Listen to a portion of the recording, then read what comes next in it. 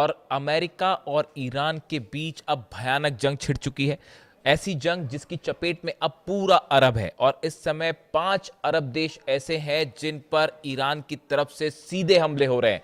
पहले हम अमेरिका के हमलों की बात करेंगे। अमेरिका की तरफ से हॉर्मूज के आसपास जितने आइलैंड्स हैं, केशम आइलैंड्स हो, अबू मूसा आइलैंड है, बंदर अब्बास, सब जगह जो है वो ईरान के मिसाइल लॉन्चर्स और रडार्स को निशाना बनाकर हमले किए गए हैं।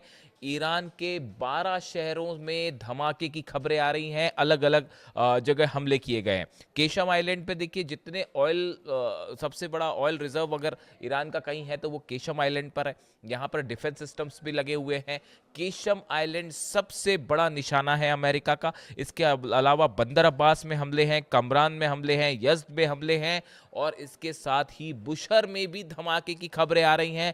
लगातार ईरान के परमाणु सेंटर्स के आसपास जो हैं वो धमाके हो रहे हैं। इस तरह की खबरें हैं। परमाणु सेंटर्स पर धमाकों को लेकर हम अलग से बात करेंगे, लेकिन अमेरिका के इन हमलों का करारा जवाब देना शुरू कर दिया है ईरान ने।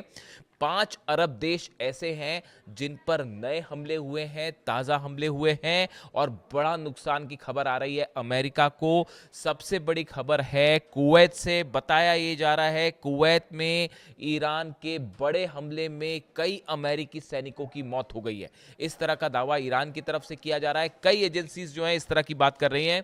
अब कुवैत पर यह हमला बेहद अहम क्यों है, यह समझने की जरूरत है।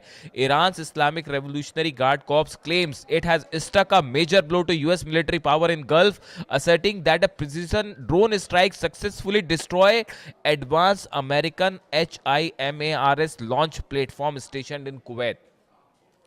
कुवैत में अमेरिका का मिसाइल लॉन्च बेस और खास तौर पर जो रॉकेट्स होते हैं HIMARS, जो रॉकेट्स लॉन्च पैड था, इसको सीधा हिट किया गया है ड्रोन से भी और मिसाइल से भी। और बताया जा रहा है कि यहां पर कई अमेरिकी सैनिकों की मौत हो गई है और कई अमेरिकी सैनिक घायल है। यानी आप सरल शब्दों में समझे, कुवैत का वो बेस जहां से अमेरिका मिसाइल लॉन्च कर रहा था, रॉकेट लॉन्च कर रहा था, उसको सीधा हिट कर दिया है ईरान ने।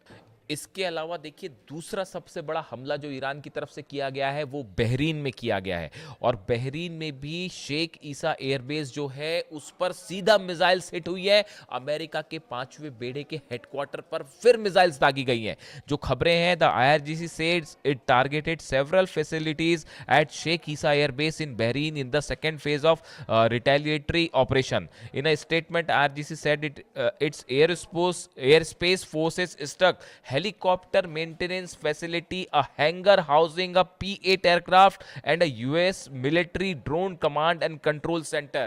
बहरीन में जो अटैक हुए हैं इसमें कई अमेरिकी सेंटर्स तबाह हुए हैं। इसमें एक हेलीकॉप्टर्स, जो अटैक हेलीकॉप्टर्स जहां पर खड़े होते हैं, उस बेस को हिट किया गया है। इसके अलावा P-8 एयरक्राफ्ट जो जहां पर खड़े हुए थे उसको हिट किया गया है।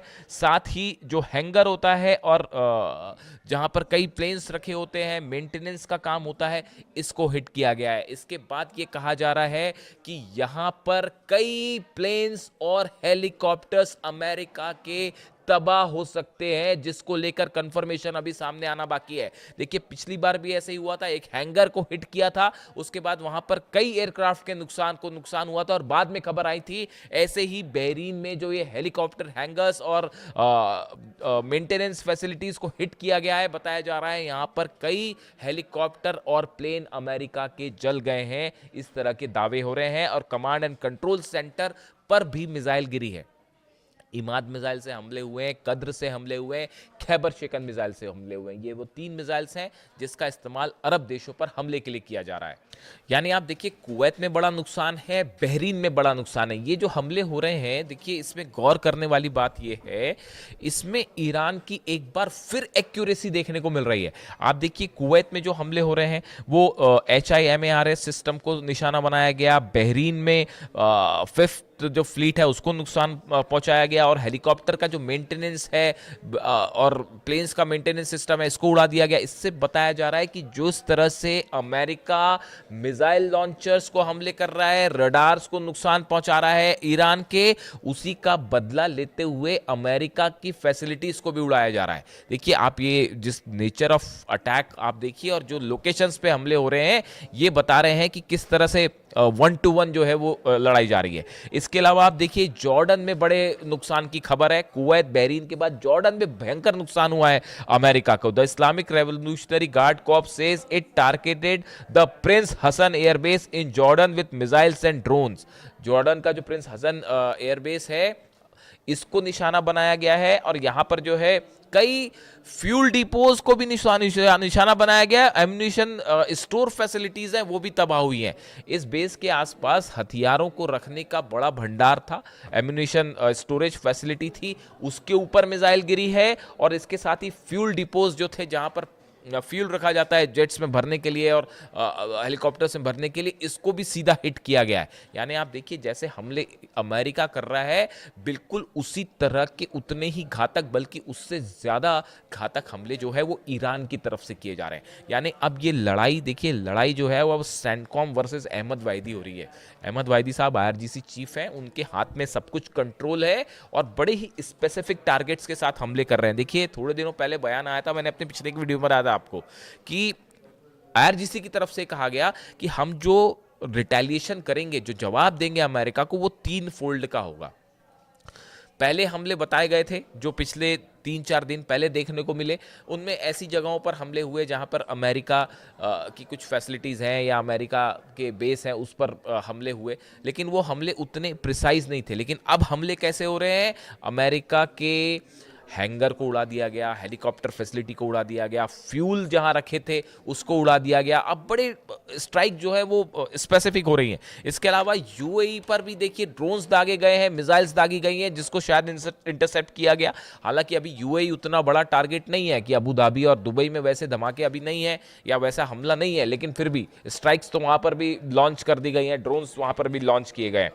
इसके अलावा आप देखिए हॉर्मूज में इस समय जो है वो हॉर्मूज में भयानक जंग जारी है। हॉर्मूज में बताया जा रहा है कि जो अमेरिका के शिप्स हैं, अमेरिका के शिप्स को एक बार फिर अबू मेहदी मिसाइल से टारगेट किया गया है।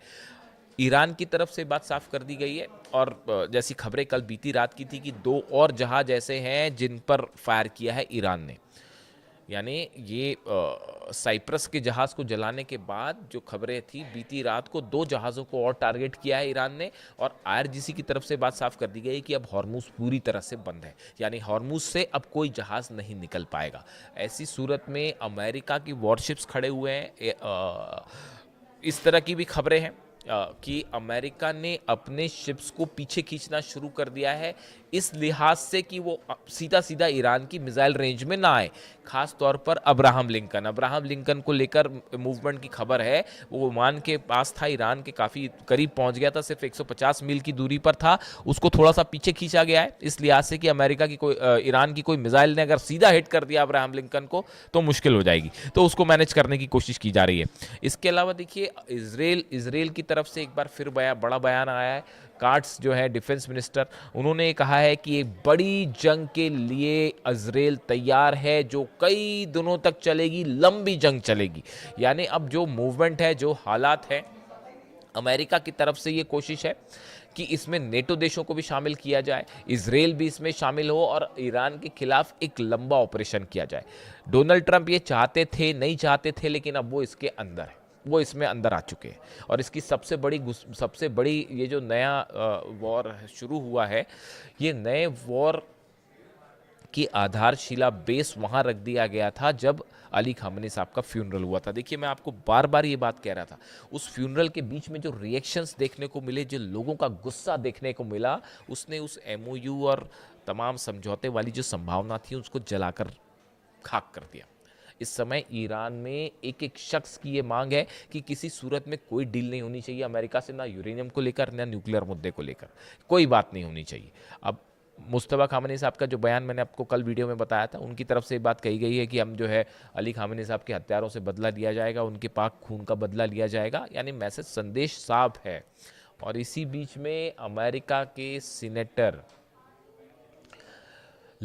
लिंडसे ग्राहम की जो मौत है उसको लेकर तमाम थ्योरीज चल रही हैं, उस पर हम अलग से बात करेंगे कि लिंडसे ग्राहम की मौत कैसे हुई। लिंडसे ग्राहम वो शख्स थे जो ईरान के खिलाफ बड़ी जंग करना चाहते थे, फिलिस्तीन को पूरी तरह से मिटा देना चाहते थे, इस तरह के बयान थे। बताया जा रहा था कि ईरान पर हमला करने में उनकी भी बहुत बड़ी भूमिका थी।